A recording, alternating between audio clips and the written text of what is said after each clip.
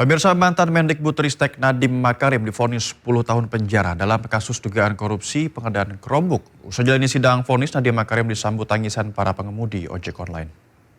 Bukan pidana kepada terdakwa oleh karena itu dengan pidana penjara selama 10 tahun dan pidana denda sejumlah 1 miliar yang harus dibayar dalam jangka waktu 1 bulan dan dapat diperpanjang untuk paling lama 1 bulan sejak putusan berkekuatan hukum tetap. Mantan Mendikbudristek Nadiem Makarim divonis 10 tahun penjara oleh majelis hakim dalam kasus dugaan korupsi pengadaan Chromebook dan Chrome Device Management.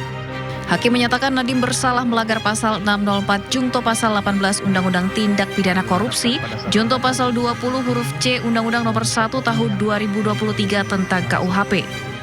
Hakim juga menghukum Nadiem membayar denda 1 miliar rupiah, subsidiar 190 hari kurungan dan uang pengganti 809 miliar rupiah. Apabila Nadiem tidak dapat membayar, maka harta kekayaannya dapat dirampas dan dilelang. Jika harta tidak mencukupi, maka diganti 5 tahun kurungan.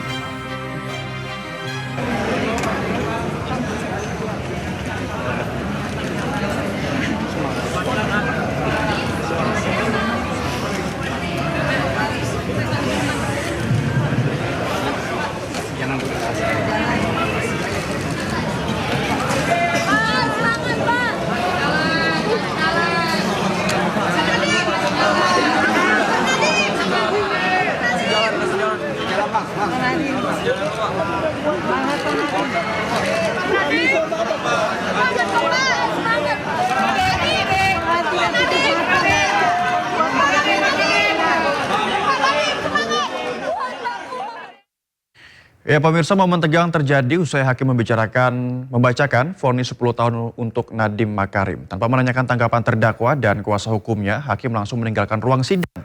Sikap hakim pun memicu protes dan teriakan dari kuasa hukum Nadiem. Demikian terhadap putusan yang telah kami jatuhkan, baik penuntut umum, advokat, dan terdakwa mempunyai hak yang sama untuk melakukan upaya hukum jika tidak sependapat. Dan untuk putusan, di awal kami sampaikan bahwa putusan ini sudah lengkap dan akan kami serahkan besok sudah bisa terupload untuk bisa diterima masing-masing pihak.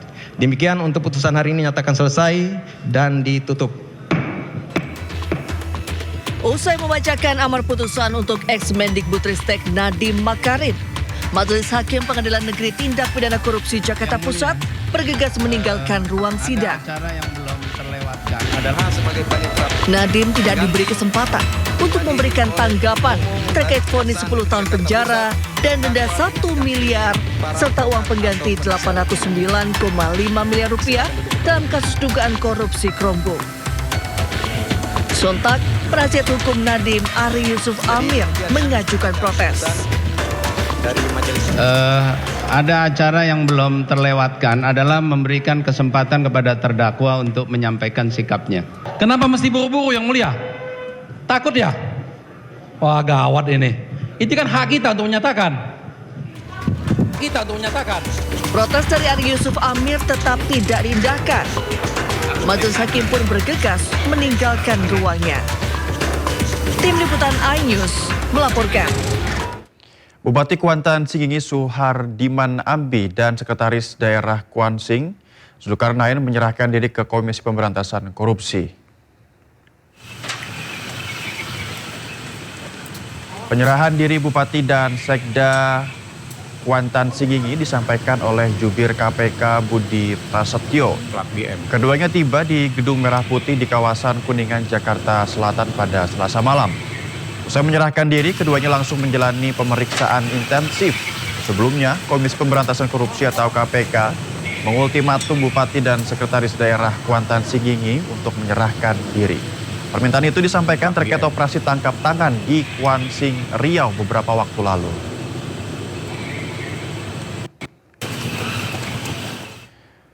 Mantan Menteri Pemuda dan Olahraga Dito Aryo Tejo kembali diperiksa oleh KPK. Dito diperiksa sebagai saksi terkait kasus dugaan korupsi kuota haji di Kementerian Agama. Mantan Menpora Dito Aryo Tejo, pemirsa, tiba di gedung KPK pada Selasa pagi dengan membawa surat panggilan dari KPK terkait pemeriksaan korupsi kuota haji. Itu diperiksa sebagai saksi oleh KPK dan akan digali keterangannya mengenai asal-usul tambahan 20.000 kuota haji yang diberikan pemerintah Arab Saudi kepada Indonesia pada tahun 2022. Dan dalam pemeriksaan ini, Dito diketahui jadi salah satu pejabat yang ikut ke Saudi saat penambahan kuota tersebut disepakati. Relay, kita perdana kita. Kepala Kantor Staf Kepresidenan atau KSP Jenderal TNI Purnawirawan Dudung Abdurrahman menyebut kegiatan fisik latihan dasar militer bagi calon manajer Koperasi Merah Putih akan ditiadakan menyusul meninggalnya sejumlah peserta. Ya, hal ini disampaikan Dudung saat melayat ke rumah duka Muhammad Rifki Gunawan di Sumedang, Jawa Barat. Rifki merupakan salah satu calon manajer Koperasi Desa Merah Putih yang meninggal saat mengikuti latihan dasar militer dalam program Sarjana Penggerak Pembangunan Indonesia atau SPPI. Selain menyampaikan bela sungkawa, Dudung juga menyebut pemerintah telah melakukan evaluasi atas kejadian tersebut. Kegiatan fisik bagi peserta kini ditiadakan dan materi pendidikan akan lebih difokuskan pada manajemen perkoperasian. Ini sudah mulai dievaluasi, sudah berlangsung, sehingga kegiatan-kegiatan fisik ini sudah ditiadakan, ya dikurangi semaksimal mungkin dan dititik beratkan kepada bagaimana manajemen perkoperasian, karena kan ini calon-calon manajer nantinya. Itu yang dititik beratkan dan waktunya saya mendapat informasi diperpendek, sehingga dipotong waktunya yang tadinya 2 bulan menjadi. Pemirsa, Pengadilan Negeri Jakarta Selatan kembali menggelar sidang pra-peradilan Roy Suryo dalam kasus ijazah palsu Joko Widodo. Sidang beragendakan mendengarkan keterangan saksi dan ahli. Kubu Roy Suryo mengajukan 3 saksi dalam sidang pra-peradilan hari ini, pemirsa. Para saksi dinilai Roy bisa membuktikan penangkapan dan penggeledahan yang dilakukan Polda Metro Jaya kepada dirinya tidak sesuai dengan prosedur yang ada. Selain itu, kubu Roy juga mengajukan 1 ahli dan menghadirkan barang bukti termasuk rekaman kamera pengawas. Dan sehari-hari juga setiap manusia itu harus jujur. Berbohong menurut agama di bawah 5 tahun artinya tidak bisa ditahan itu secara objektifnya. Kemudian ada pasal-pasal tertentu memang jadi tidak perlu ditangkap kecuali kalau dipanggil tidak hadir 2 kali dengan tanpa alasan. Nah, perlu digarisbawahi juga kepentingan menangkap ini untuk apa? Sebenarnya untuk penyidikan. Jadi kebutuhan menangkap ini orang itu ditangkap untuk nanti diperiksa dan nanti disebutkan di mana itu dia mau periksanya. Demikian. Baik, saudara ahli. Tadi saudara menjelaskan ketentuan pasal 97 ayat 2 dalam hal tersangka tidak memenuhi panggilan penyidik secara sah 2 kali berturut-turut tanpa alasan yang sah baru kemudian dilakukan penangkapan. Itu pendapat saudara berdasarkan pendapat ahli. Penafsiran saudara bukan penafsiran, itu yang kaidah. Nah, kaidah hukum yang tersurat di imam. Saya mau tanya pendapat ahli.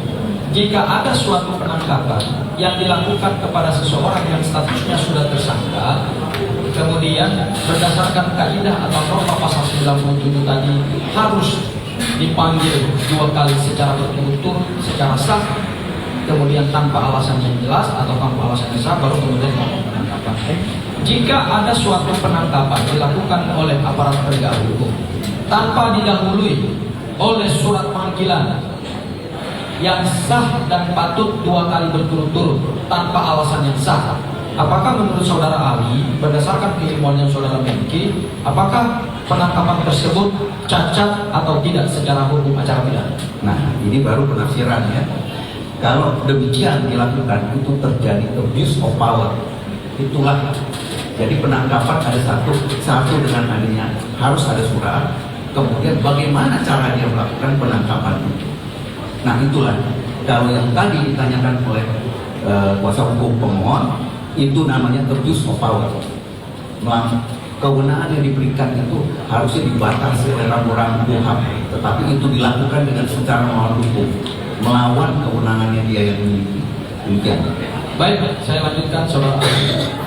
Tadi saudara ahli katakan bahwa penangkapan itu tujuannya harus jelas. Misalnya untuk tingkat pendidikan maupun Memanasi Iran dan Amerika Serikat, Iran kembali memperkenalkan rudal baru. Informasi lengkapnya usai jeda, tetaplah di Sindo Siang.